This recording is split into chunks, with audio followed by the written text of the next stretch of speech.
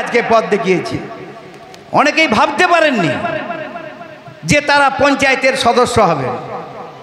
কেউ যদি পঞ্চায়েতের সদস্য থেকে থাকেন তিনি নিশ্চয়ই জানেন, কিন্তু সেই এলাকার মানুষের সঙ্গে তাদের যোগাযোগ কম। আইমার যে সমস্ত কর্মীরা অক্লান্ত পরিশ্রম করে তাদের জিতিয়েছেন, তাদের সঙ্গে তারা সংযোগ রাখেননি। এই জিনিসটা তাদের আজকে কিন্তু ভুলে গেলে চলবে না, যে জীবনে যে স্বপ্ন অল ইন্ডিয়া মাইনরিটি অ্যাসোসিয়েশন দেখিয়েছেন এবং আপনারা পঞ্চায়েতের প্রতিনিধিত্ব করবার সুযোগ পেয়েছেন, সেটা অল ইন্ডিয়া মাইনরিটি অ্যাসোসিয়েশনের জন্য, সেটা আপনাদের মনে রাখতে হবে। কিন্তু আপনারা দেখছি আমাদের কাছে খবর আছে, সমস্ত খবর আমাদের কাছে আছে।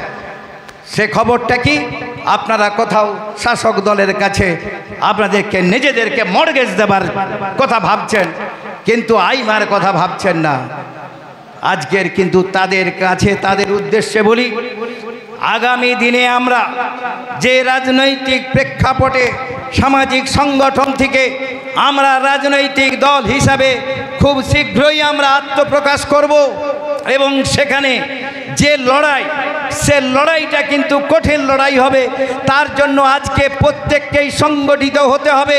আজকে যুবদের যেমন ডেকে আজকে সংগঠিত করা হচ্ছে, আগামী দিনে মহিলাদেরও সংগঠিত করতে হবে, ছাত্রদের সংগঠিত করতে হবে। টোটাল যে ফোর্স, আইমার যে নেতৃত্ব, তাদেরকে নিয়ে আমরা মানুষের জন্য দরবার করব। ভয়টা কিসে? আজকে দেখছেন না, আমরা এই যে নির্বাচন গেল, এই নির্বাচনে অনেকেই হয়তো করেননি, কিন্তু অল ইন্ডিয়া মাইনরিটি অ্যাসোসিয়েশনের যে নির্দেশ ছিল অনেকেই পালন করেছেন। এবং আমরা প্রথম পর্যায়ে বলেছিলাম পূর্ব মেদিনীপুরে একটা ব্যতিক্রমী রেজাল্ট হয়তো হয়ে যাবে, কারণ দীর্ঘ 14 বছর ধরে আমরা প্রত্যক্ষভাবে পরোক্ষভাবে যে সহযোগিতা বর্তমান শাসক দলকে করেছিলাম, তারা ন্যূনতম সহযোগিতা অল ইন্ডিয়া মাইনরিটি অ্যাসোসিয়েশনকে করেনি। তাই আজকে পূর্ব মেদিনীপুর জেলার মানুষ আজকে তারা রায় দিয়েছে, আজকে পূর্ব মেদিনীপুর জেলায় আজকে পরিবর্তন ঘটেছে।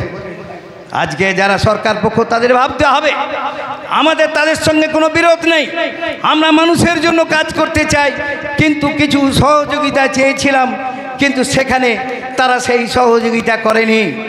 তাই আপনাদের কাছে বলবো, আমাদের ইস্যু অনেক আছে। আজকের যে সমস্ত চলছে বাজারে, দেখেন না আজকে যে ধরনের দ্রব্যমূল্য বৃদ্ধি পেয়েছে। আজকে 40 টাকা আলুর দাম, আজকে 80 টাকা থেকে 70 টাকা, আজকে অন্যান্য সবজির দাম। এ নিয়ে কোনো রাজনৈতিক দলের কোনো বক্তব্য নেই। কেন বক্তব্য নেই? এটা কি আজকে কে কাকে ভাবছে যে কেন্দ্রকে দোষ দেবো, না কেন্দ্রীয় সরকারের যারা তারা ভাবছে রাজ্যকে দোষ দেবো? এটা তো রাজ্যের এখতিয়ার। আজকে কেন হয় না?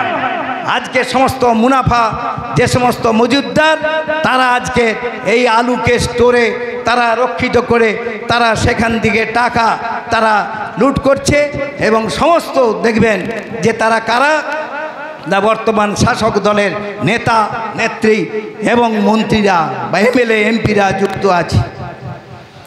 আজকের সারা যে আজকের বর্তমান সরকার চলছে, একটু আগে আমাদের হোসেন ভাই বলছিল, আমাদের বলতে হবে না, 8 থেকে 80 বছরের মানুষ সবাই জেনে গেছে যে বাংলায় আজকের কি অবস্থা চলছে, সবাই জেনে গেছে। সুতরাং সেই অবস্থা থেকে আমাদের কিন্তু আজকে বেরোতে হবে, লড়াই করতে হবে মানুষের জন্য। এই প্রতিশ্রুতি নিয়ে আমাদের যে লড়াইয়ের পথ, সেই লড়াইয়ের পথে আমরা এগিয়ে যাব। আমাদের যে স্বপ্ন, যে দিশা, ভাইজানের যে চিন্তাধারা, সেই চিন্তাধারাকে আমরা সবাই মিলে ঐক্যবদ্ধভাবে লড়াইয়ের মধ্য দিয়ে সাধারণ মানুষের কাছ পর্যন্ত আমরা ছড়িয়ে দেব। এই কথা বলে সবাইকে আমার আন্তরিক অভিনন্দন, শুভেচ্ছা এবং সালাম জানিয়ে আমি আমার ক্ষুদ্র বক্তব্যে ইতি টানলাম। নমস্কার। অল ইন্ডিয়া মাইনরিটি অ্যাসোসিয়েশন জিন্দাবাদ। বর্তমান যুব সমাজের আইকন ভাইজান জিন্দাবাদ। হ্যালো, অনেক অনেক ধন্যবাদ সম্মানীয় চেয়ারপারসনকে।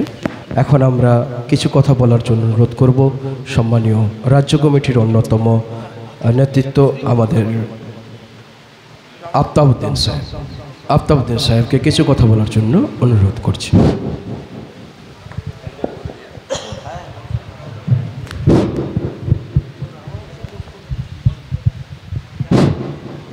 আজকে সভার সম্মানীয় সভাপতি, উপস্থিত আমার রাজ্য সম্পাদক সহ সম্পাদক মণ্ডলীর সমস্ত সদস্য এবং মঞ্চে আরও জেলার বিভিন্ন ব্লক থেকে জনপ্রতিনিধি যারা আছেন, যুব নেতৃত্বরা, এবং সামনে সারা জেলা থেকে অঞ্চল, পৌরসভা, বিভিন্ন জায়গা থেকে যে সমস্ত যুব সৈনিক, যুব যোদ্ধাগণ আমাদের সামনে উপস্থিত হয়েছেন, প্রত্যেককে রাজ্য কমিটি এবং আমার ব্যক্তিগত তরফ থেকে আন্তরিক সালাম, শুভেচ্ছা জানাচ্ছি।